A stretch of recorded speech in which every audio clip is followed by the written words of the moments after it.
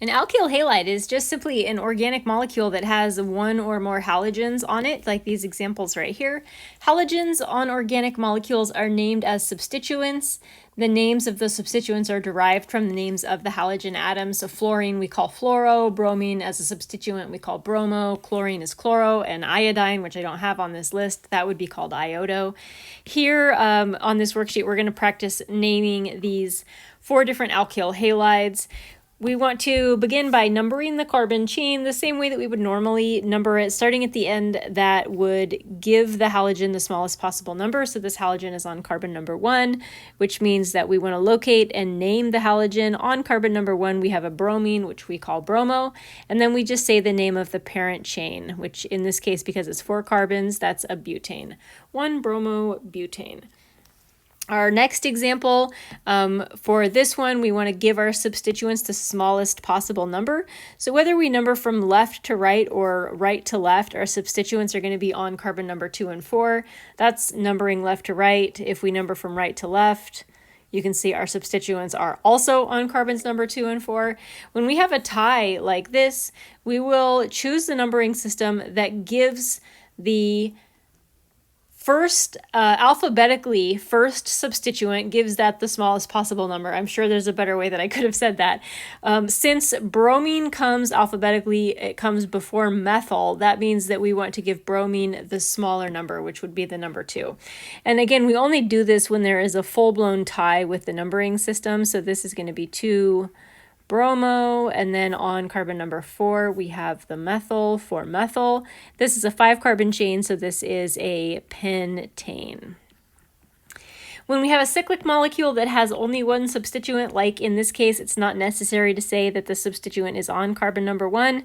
You can just say fluorocyclohexane.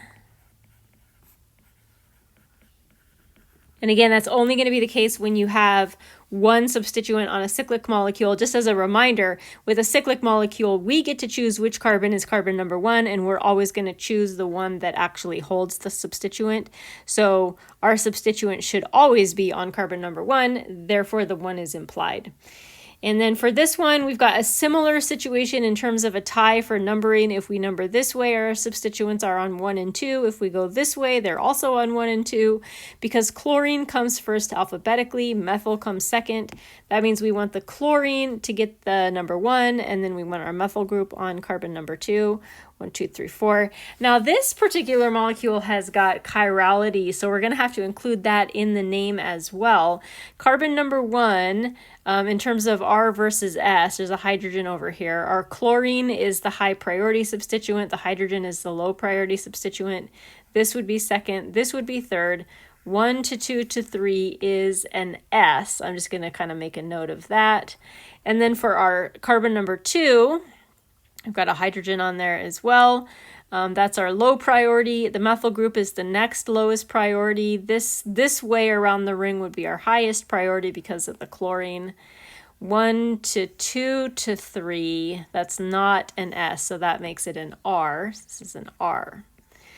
So for indicating the stereochemistry, when we have multiple chiral carbons, in the beginning of the name, we can't just say RS. We do need to indicate the chirality of each carbon. So we'll say 1S, that means carbon number 1 is S, and then comma 2R, which means carbon number 2 is R, and that goes into parentheses, just like we would normally put parentheses around the S or the R. Then we get to name the molecule. 1-chloro, 2-methyl, cyclopentane.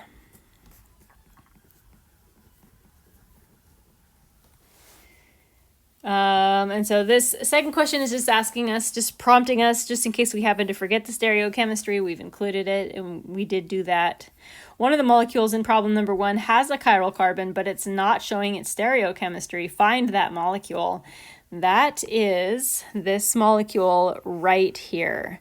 So this molecule right here has a chiral carbon, the carbon with the bromine, because it has a methyl group, it has a bromine, it has a hydrogen, and then it has the rest of the carbon chain. This particular molecule, because it's not showing stereochemistry, we cannot identify it as R or S. Sometimes students want to try to apply stereochemistry to a molecule that's written like this. They want to say, well, here's my high priority, and here's my second highest priority, and here's number 3, and 1 to 2 to 3, that looks like an R. Why can't I just do that?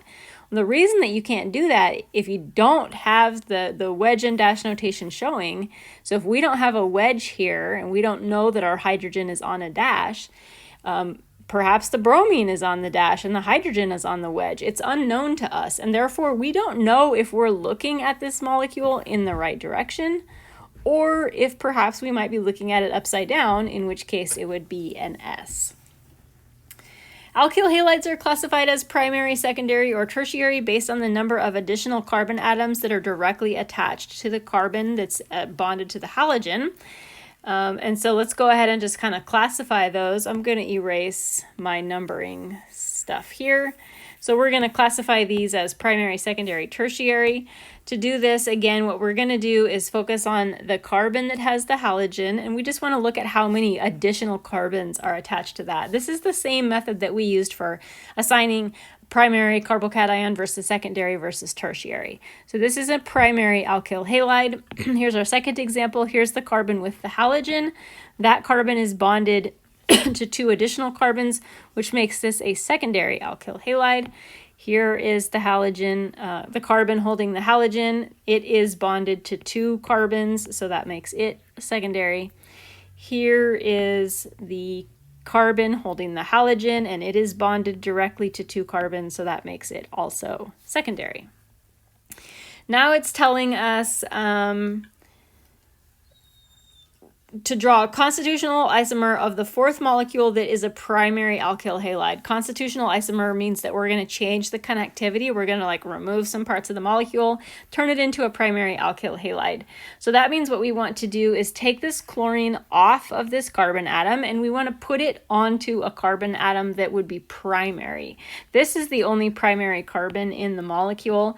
And so just, in order to interpret this problem in the most simple possible way, so I always like to do things as easy as possible, I'm just going to do that. I'm just going to simply move that chlorine onto the primary carbon.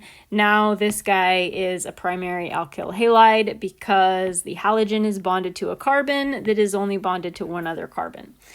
Now because this problem is asking for a constitutional isomer, there are a ton of possible correct answers to this problem. There's many, many, many different ways that you could approach this problem. So that's not the only option. And then last but not least, draw a constitutional isomer of the 1st molecule that is secondary.